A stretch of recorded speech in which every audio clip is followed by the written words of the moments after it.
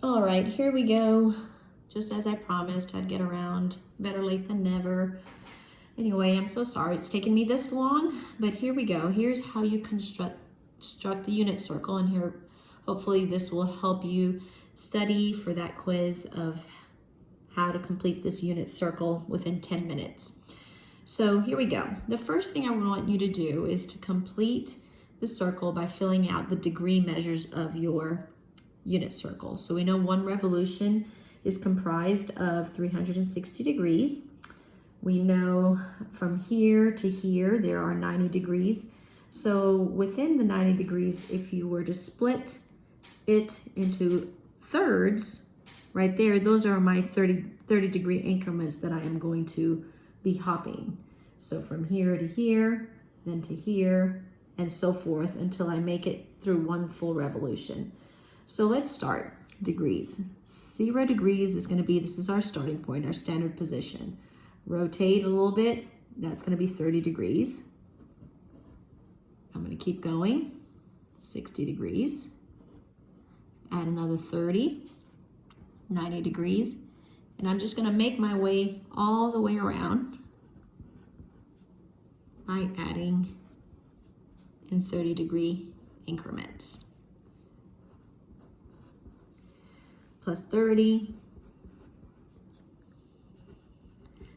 270, plus 30, 300, plus 30, 330, and back to the start, 360.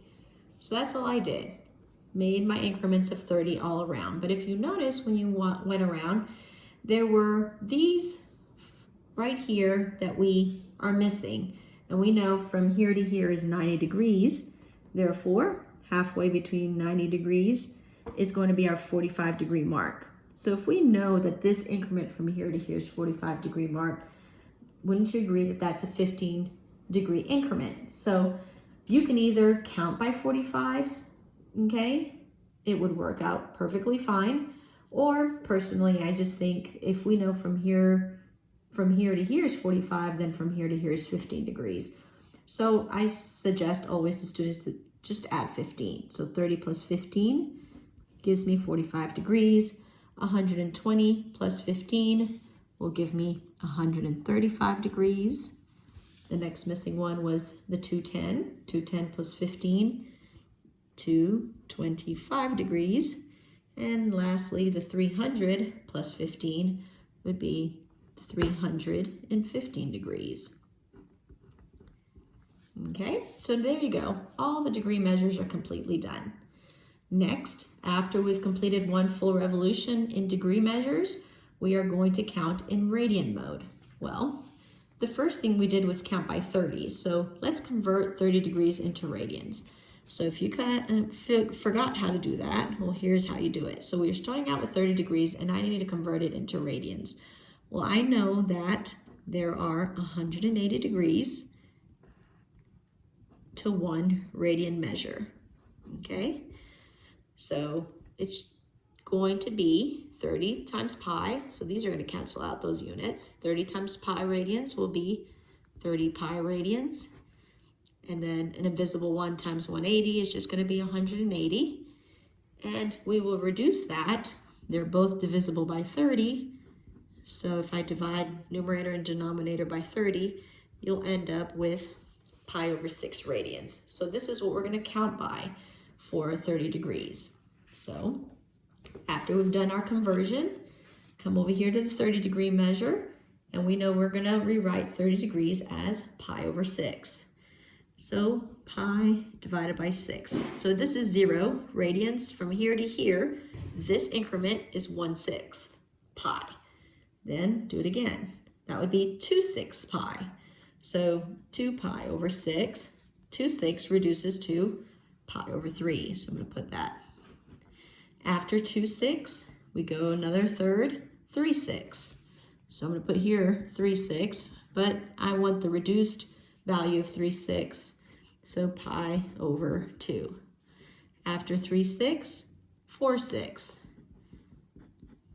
4/6 is actually 2 pi over 3. 4 6 is 5 6. 5 6 can't be reduced, so 5 pi over 6. 5 pi over 6 is 6 pi over 6, which is just going to be pi. And notice I'm just working my way around. After 6 6, another 30, 7 6. After 7 6 is 8 6. I'm going to put it over here just to remind myself. Both divisible by 2. So 8 6 reduces to 4 pi over 3. After 8 6 is 9 6. Those two numbers are divisible by 3. 9 divided by 3 is 3. 6 divided by 3 is 2. 9 6 becomes 10 6. Divide those by 2. They're both even. So that's going to be 5 pi over 3. And after 10 6 is 11 6. Okay, so that's how I do that. 1 6, 2 6, 3 4, 5 6, 6 6, 7 8, 9 10, 11 6. 12 6, you make your way all the way back because 12 divided by 6 is 2. Okay, and then afterwards you can just go ahead and erase these if you wanted to, or you can leave them there to help you remember how you got the values. Okay, so there's that unit circle.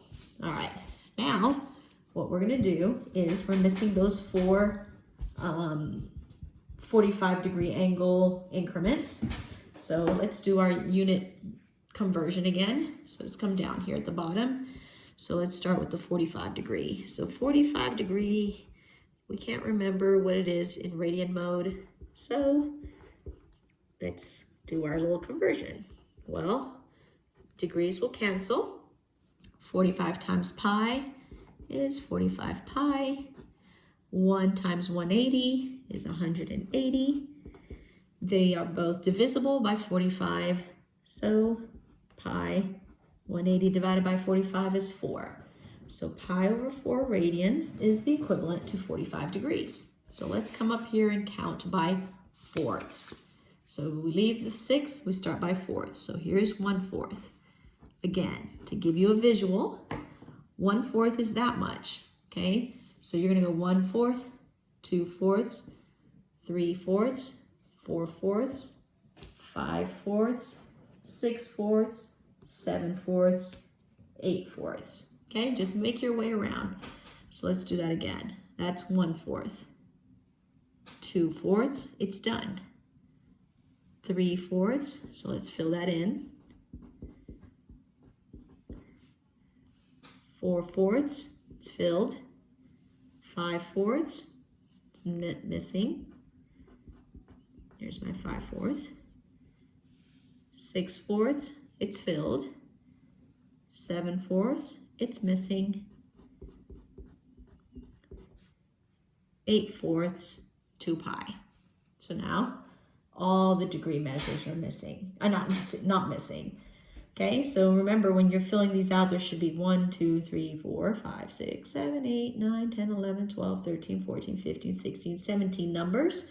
And then you repeat the process again. So a total of 34 numbers as far as angles go for one revolution. All right, so let's do the points now. The points are as follows. The easiest points to take care of first are the points right here on the X and Y axis. So north, south, east, west type thing. Sorry, east, west. So let's do this. We know that the unit circle has a radius of 1 degree. So unit, remember, it comes with a word like a Spanish word, uno. The radius has to be 1. I don't know why I said 1 degree, 1 unit, my bad. So if I'm standing here at the origin and I have to go to the right, I only moved to the right 1 unit and I did not go up and down. So right here, I'm going to put 1, 0. I went to the right 1, did not go up or down. In the same manner, I went over here to the left 1. So I'm going to put -1, 0 for this situation, okay? Now, what I'm going to do now is from here to get to this point, I have to go up 1 unit, but I didn't go left or right. So I'm just going to go up 1. I did not go left to right. I went only up 1. So I'm going to fill in this dot that I already did it. Down here, I'm at 0, 0. All I'm going to do is go down 1. I did not go left to right. So I'm going to write 0 because I did not go left to right, and it went down 1. And so I'm going to fill this dot. Okay? Now, 3, 6, 9, 12. Need to fill those in. Here's what you do. These points have been developed by examining the right triangles, the special right triangles. So this here is a 30, 60, 90 triangle. This here is the special right triangle, 45, 45, 90. And this one again repeats into the 30, 60, 90 triangle. So I want you to understand that those values come from the ratios. We are not specifying right now how those are developed, but just know that these numbers just didn't come out of the blue, okay? But here's the trick to these. So we know that these are points, therefore each one of these dots represent the X and Y coordinates of a point, okay? Now, each one of these points on the unit circle are fractions. So we're gonna put fraction bars for each one of them. So here's the pattern I want you to remember to help you develop the unit circle. Up here on the uppermost point, I want you to start with the number 1, and I want you to keep counting in increments of 1 until you reach to this point. So 1, 2, 3, then you stop, move over to the right, make that a 1, and go back up in increments of 1. Then notice that every single one of these is going to have a denominator value that remains the same the entire time, which is a 2. Keep them as a 2 every single time. Next, you are going to take the square root of each one of these numerator values. And if you take the square root of it and it's not a whole number, then you keep the square root. What do I mean by that? Well, the square root of 1, what is it? It's a positive 1. It's a whole number. So I'm going to leave it like that. The square root of 3. The square root of 3 will be a decimal value. So I'm not going to have a whole number if I square root it. So I'm just going to leave the square root on it. The square root of 2 does not yield a whole number. So I am going to leave the square root on. Same thing for this one, of course. Square root of 3, also a decimal value. Keep it as a radical. Square root of 1 is 1. It's a whole number, so it does not need a radical. You are done. So in developing the first quadrant, start up here with 1, 2, 3. Count back up. 1, 2, 3. Make your denominator values all 2. And the only 2 that will not have radicals, a square root around them, are the 1s. Everything else holds on to that square root because it turns out to be a decimal. So, how do I use this to populate all the others? Use the symmetry of a unit circle. So here's how you'll do this.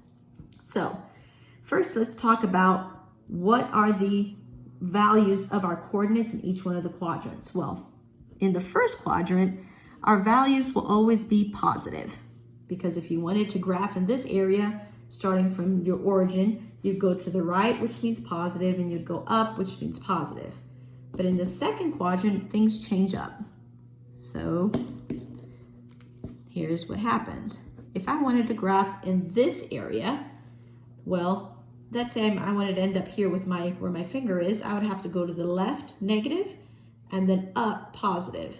So I'd have to go a distance that's negative, and then I would have to go up a distance to end up where that area is. For the third quadrant, let's see, I can leave myself much space. Let's do it around here. For third quadrant, if I wanted this area, starting at the origin, I'd have to go left. And then to end down here, after going left, I'd have to drift down. So that means numbers here are going to have negative coordinates for X and Y. And last but not least, the fourth quadrant. To end in this area, starting from the origin, I'd have to go to the right, a positive distance. I would drop down negative distance. So let's use our symmetry to fill out these last 9 points. So here we go. Notice that if I were to fold this paper right along the y-axis, that this dot would match up with this dot or overlap. This one with this one, this one with this one. So literally, if you align this pencil right here, notice, and I should have had a ruler to show that a little bit better. Notice how those are lining up with one another. Those two line up with one another, and those two line up with one another. So I'm going to draw an arrow so you see what I'm talking about, okay? So from here, if I drew an arrow, it would match with this one. This, if I drew an arrow, and if I drew an arrow, okay? Those would overlap. So bring these points over here, but what I want you to do is maintain this sign. So I'm going to write 1/2 square root of 3 over 2 over here, but my quadrant 2 says that the x has to be negative. Bring these over.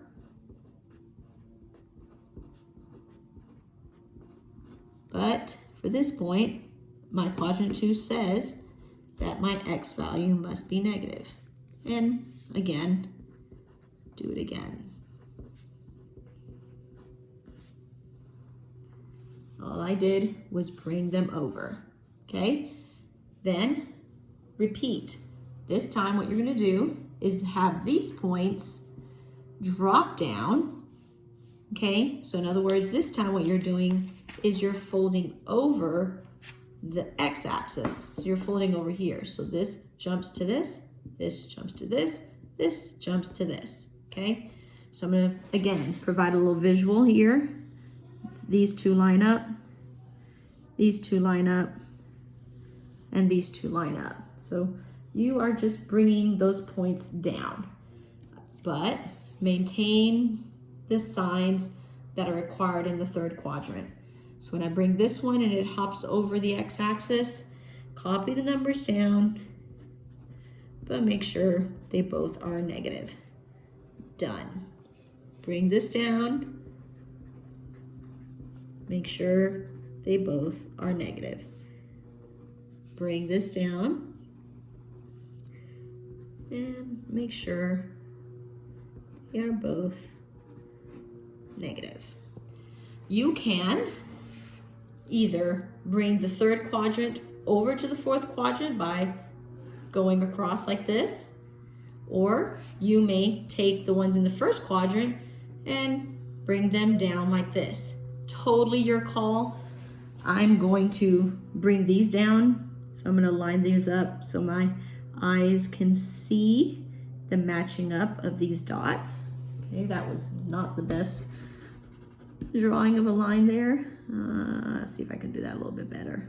Okay, so bring these down. So I'm going to put a little arrow here to help you understand what I'm talking about. So this comes down to this one. I'm going to write it down, square root of 3 over 2, 1 over 2. But I can't, even though they are reflections over the x-axis, the signs are not going to stay the same. I have to stick to this sign. This one staying positive, this one having to be negative. Repeat again.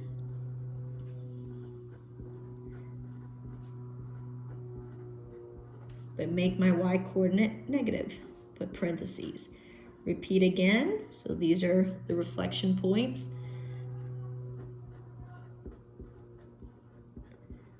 Make the y negative. And there you go. There is the entire unit circle completely constructed. I guess I could do it this way. Not sure which way looks better. But anyhow, there's your constructed unit circle.